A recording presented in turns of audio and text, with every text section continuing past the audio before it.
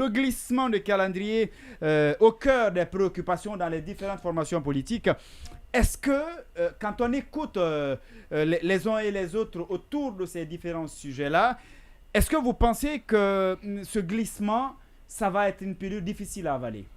Bon. Ou ça peut passer comme lettre à la poste? Non, ça ne pourrait jamais passer comme une lettre à la poste parce que vous savez CNRD que a toujours déroulé son calendrier tranquillement.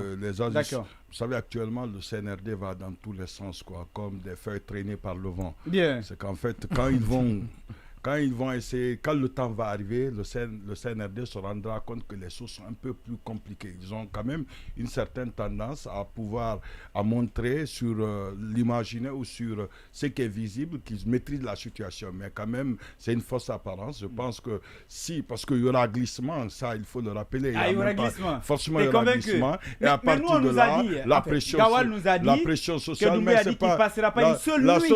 La seule personne qu'il ne faut pas écouter, c'est le ministre du Poste et Télécommunications. Ah ouais, pourtant c'est le porte-parole du gouvernement. C'est le porte-parole, mais scandaleux. Là, souvent, il va dire des choses parce que, en fait, c'est ce qu'il faut dire. Il y a ce qu'il faut dire pour avoir la paix, même si après ça va te rattraper. C'est compréhensible. Son discours est incohérent, mais très compréhensible. Donc, je pense que ça va se glisser. Et à partir du glissement, je pense que les crises sociales vont être très récurrentes. Est-ce qu'il y a une force aujourd'hui de pression capable de bloquer net le colonel dans son élan? Je ne vois pratiquement pas. Bon, on dit c'est quand on est trop sûr de nous que Dieu nous montre qu'il y a quelque chose qui est plus fort, quoi.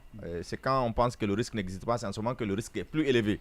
S'ils pensent qu'ils vont forcément aller dans ce sens, parce que d'abord techniquement il faut comprendre aujourd'hui que le glissement il est quasiment inévitable. Moi je parlais, écoutez, oui, comme ça, non, vous avez techniquement parlé. Ils ont dit d'abord, s'il vous plaît, on a dit, ils ont dit d'abord ce qu'ils se sont dit eux-mêmes. Les élections ne seront pas couplées. S'il était question de coupler les élections, c'était possible. Mais on dit d'abord qu'il faut organiser les élections locales, venir aux élections législatives et après les élections présidentielles. Et il faut d'abord le recensement, le fichier électoral, parler de révision. Après, les gens vont passer devant les machines pour voir s'il y a des choses à omettre, s'il y a des choses à rectifier. Voilà, il y a la constitution, on n'a pas parlé de constitution. Même le Mali, qui a déjà sa constitution, on n'a pas ça. Et alors, on va parler des élections législatives, comme ça va donner la campagne, tout ça. Techniquement, c'est impossible. Mais le problème, c'est quoi? Moi, je le disais au début, c'est pas le problème d'argent. Ce n'est pas le problème de timing, c'est le problème d'inclusion. Et aujourd'hui, le CNRD n'est pas dans l'inclusion. Ils sont en train de déboucher dans les partis politiques. On en a parlé tout de suite en ce qui concerne le RPG. C'est la même chose à l'UFDG. Les discours qui reviennent souvent, c'est d'aller vers le RPG pour dire que, écoutez, c'est nous qui sommes au pouvoir, c'est Alpha est parti, c'est un des leurs qui est revenu encore. Bien. Parce que Alpha a dit, on dit que le pouvoir a quitté la chambre pour le salon ou le salon pour la chambre. Ce sont les discours qui reviennent pour s'il faut dire, apaiser la douleur d'une certaine communauté. Et l'autre communauté, on vient vous dire que vous voulez le pouvoir, vous n'avez jamais eu le pouvoir et vous voulez combattre le CNRD. Non, mettez-vous dans la ligne du CNRD dans l'espoir d'obtenir le pouvoir. C'est ce qui se passe aujourd'hui. C'est des stratégies politico-ethniques qui ne peuvent pas nous aider à sortir, mais le glissement, il va aller. Si le CNRD veut nous sauver, c'est d'aller aussi dans l'inclusion. Ceux qui sont exclus là, c'est de les réintégrer, discuter ensemble pour sortir de cette situation. Oui, Maomi, voilà, glissement, il y en aura. Le match va officiellement se terminer en 2024, en décembre 2024. Mais la question, ça va se terminer en 2024. Le temps additionnel va s'étendre sur combien de périodes? C'est la question sur laquelle on doit se pencher. T'es convaincu? Sinon, les 10 commandements ne seront pas tous respectés. Ça, c'est une évidence. Maintenant, après, en tant que Guinéens, nous avons tous cette malheureuse expérience que quand cela va arriver, ce sera des manifestations, ce sera également la militarisation de la cité et ce sera malheureusement des blessés, et pire, des morts. Voilà. Et c'est dommage. Oui, Bonnet. Oui, effectivement, vous savez qu'aujourd'hui, et cette semaine-là, ça a quand même un peu occupé le débat avec le vote à l'Assemblée au CND de la loi sur l'identification des personnes physiques et sur le régime de l'état civil en Guinée. Et le ministre a aussi accordé une interview après cela et a fait un peu une sorte d'état des lieux par rapport au RAVEC, le recensement administratif à vocation d'état civil, duquel recensement devait venir qu'on appelle le fichier électoral.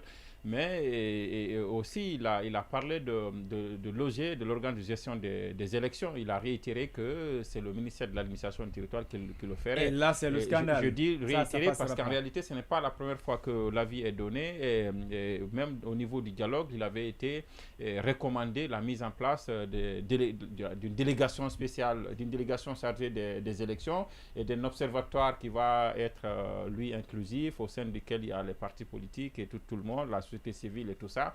Mais ce sont là des éléments qui ont du mal à se mettre en place. C'est ça le problème. C'est-à-dire qu'on ne sent pas une promptitude, on ne sent pas un engagement, on ne sent pas un engouement à aller vers la mise en place de ce qui a été convenu et de faire en sorte que ceux qui n'étaient pas là quand on convenait de ça, pour que ceux-là rejoignent vraiment le véritable dialogue et qu'on aille ensemble. Et donc tous ces éléments-là, ajouté à des actes politiques, notamment la dissolution du FNDC, l'envie, l'ambition et même l'obsession qu'on a eu à un moment donné de vouloir dissoudre même l'UFDG ou certains partis politiques, l'animosité, la mise en exil de Selou, de Sidia, et l'emprisonnement de Kassouri Fofana et la politisation de la CRIEF. Et donc tous ces éléments-là sont suffisants pour ceux-là qui pensent qu'il y a une volonté nette d'aller au-delà de 24 mois. Et même l'animosité à l'égard de la CEDEAO elle-même, bien avec sûr, laquelle on a eu un compromis dynamique.